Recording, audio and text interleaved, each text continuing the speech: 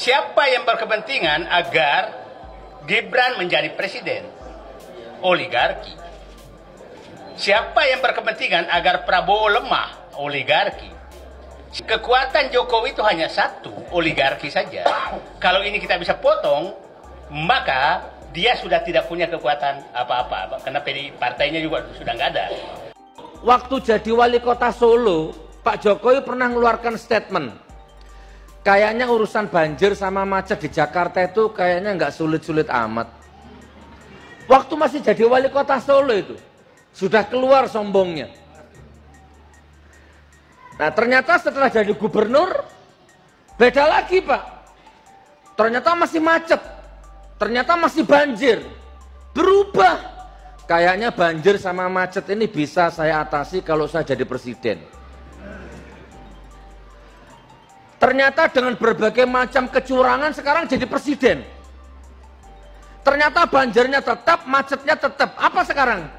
Kayaknya harus pindah ibu kotanya ini. Astagfirullahaladzim. Mas aja lah ya, Mas Gibran. Ya ini. boleh lah gitu. Kualitasnya gimana? Kapasitasnya di mana? Reputasinya seperti apa? Betul. Dan sanggupkah kita membayangkan dia akan meninggalkan legacy suatu saat nanti? Keraguan-raguan saya atau bahkan ketidakmampuan saya menjawab rentetan pertanyaan saya itu sendiri yang membuat saya sesungguhnya enggan gitu untuk katakanlah meninjau 100 hari pemerintahan Prabowo Gibran. Kalau 100 hari pemerintahan Prabowo, oke lah. Dan orang juga banyak membicarakan itu. Iya, oke lah. Tapi kalau ada kata Gibran di situ sebagai wakil presiden ya, jadi saya tidak sedang menyinggung dia dari sisi pribadi nih. Oke, iya. Saya keberatan tuh bicara soal itu. Awal tahun 2025 ini, Prabowo dihadapkan dengan kasus munculnya pagar misterius di beberapa lokasi. Diduga pagar misterius itu adalah bagian dari proyek reklamasi ilegal yang secara sepihak dilakukan tanpa mendapatkan izin dari pemerintah pusat. Yang menjadi bola panas perbincangan di publik adalah kegiatan pemagaran laut itu berjalan di akhir masa pemerintahan Jokowi. Tentu penemuan ini menghebohkan masyarakat hingga mendapat atensi serius dari Presiden Prabowo Subianto. Ada dugaan kuat dari Said Didu, seorang aktivis politik, bahwa proyek ini sengaja dibangun atas sepengetahuan Jokowi, karena proyek ini sebagai balas budi Jokowi kepada oligarki yang masih berada di circle Jokowi pada waktu itu.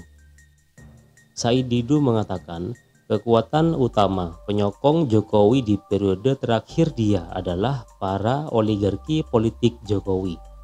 Hingga majunya Mas Gibran sebagai wapres juga mendapat support penuh dari oligarki. Tentu ini menjadi isu yang sangat hangat bagi Said Didu sebagai tokoh oposisi sejak zaman pemerintahan Jokowi menjabat untuk membongkar semua kelicikan Jokowi dan ambisi politik Jokowi kepada Gibran. Kini nasib Gibran ikut terkena imbas dari fenomena pagar laut yang ramai bergulir diperbincangkan sekarang ini. Ada juga pakar psikologi forensik Reza Indragiri yang dengan lantang mengomentari 100 hari kinerja Gibran sebagai wapres. Reza membongkar kecacatan program lapor Mas Wapres Gibran yang dirasa tidak efektif menurutnya. Subjektif dan objektif. Subjektif dulu ya. Oke. Saya ini orang yang awalnya antusias merespon ketika terwartakan di media bahwa Wapres Gibran itu punya nomor WhatsApp khusus. Ya, untuk laporan itu. Untuk laporan, lapor Mas Wapres atau apalah jenisnya itu ya. Silakan dicek, saya simpan di WhatsApp saya. Dari sekian banyak WhatsApp yang saya kirim, itu yang centang 2 dan akhirnya direspon cuma sekali.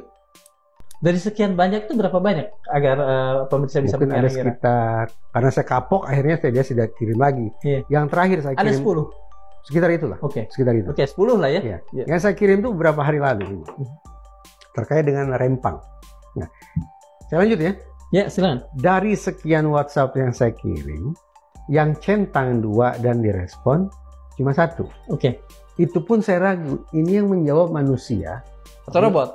Atau robot, auto reply. Iya. Kalau mengharapkan Gibran langsung yang membalas sepertinya tidak mungkin. Ya mewah lah. Ya, Iya. Tapi paling tidak ada lah mungkin stafnya yang meresponnya. Tapi izinkan Itu saya pun itu pun ragu. Ragu apakah benar ini manusia bernyawa yang merespon WhatsApp saya atau mesin belaka yang entah mau diapakan pula WhatsApp saya itu. Selebihnya pesan-pesan WhatsApp saya yang lain centang 1 sampai sekarang. Berapa menit lalu nih saya cek masih centang 1. Seorang teman yang jago IT mengatakan itu tanda bahwa Anda diblokir. Benar nggak ya? Centang 1 itu diblokir. Kalau perkiraan saya bukan diblokir. Tidak dibaca? Tapi tidak kunjung diaktifkan nomor itu. Oh. Sehingga sekian banyak WhatsApp baik dari saya maupun dari orang-orang lain itu teronggok begitu saja.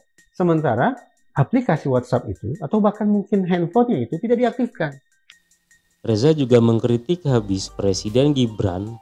Reza juga mengkritik habis Wapres Gibran karena sepengalaman Reza mengamati gelagat Gibran sampai saat ini dirasa tidak layak karena pada dasarnya Wapres Gibran memang tidak suka membaca buku hingga wawasannya dirasa sangat minim sebagai dia menjabat Wapres hari ini. Kabarnya kan kita bisa datang langsung ke Istana Wakil Presiden. Kuota 50 pelapor per hari. Saya cobalah. Saya mulai daftar. Di situ ternyata ada menu. Tanggal berapa, bulan berapa, tahun berapa, saya punya kesempatan untuk menyampaikan laporan langsung. Nah, ke bagian berapa? Kalau sampai 2026 udah penuh. Slotnya udah penuh.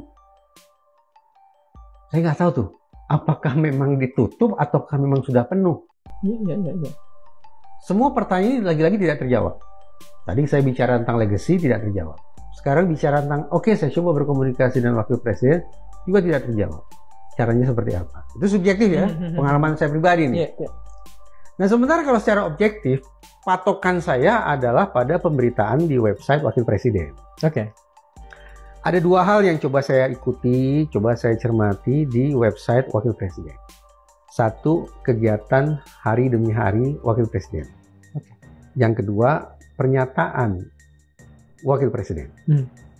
Tuh ceritanya ada kayak naskah pidatonya itu. Yeah. Kayak ada naskah pidato, berarti saya anggap itu sebagai pernyataan-pernyataan resmi yang layak dianggap oleh Istana Wakil Presiden layak untuk diketahui, dibaca, dijadikan rujukan berpikir oleh masyarakat banyak. Betul. Dengan berat hati harus saya katakan, dari seluruh pernyataan resmi Wakil Presiden yang tercantum di kertas-kertas itu, saya mau bilang apa ya? Kualitasnya? Tidak ada isinya. Tidak ada isinya. Tidak ada kualitasnya ya? Sebenarnya tidak terlalu mengagetkan ya. Kalau kita ingat bahwa dulu Gibran sendiri pernah mengatakan dia tidak hobi membaca. Iya. Tidak hobi membaca. Mungkin mirip orang tuanya juga. Tapi suka tidak suka ketika dia menjabat sebagai Wakil Presiden, saya mengharuskan dia sebagai pejabat yang berwawasan. Untuk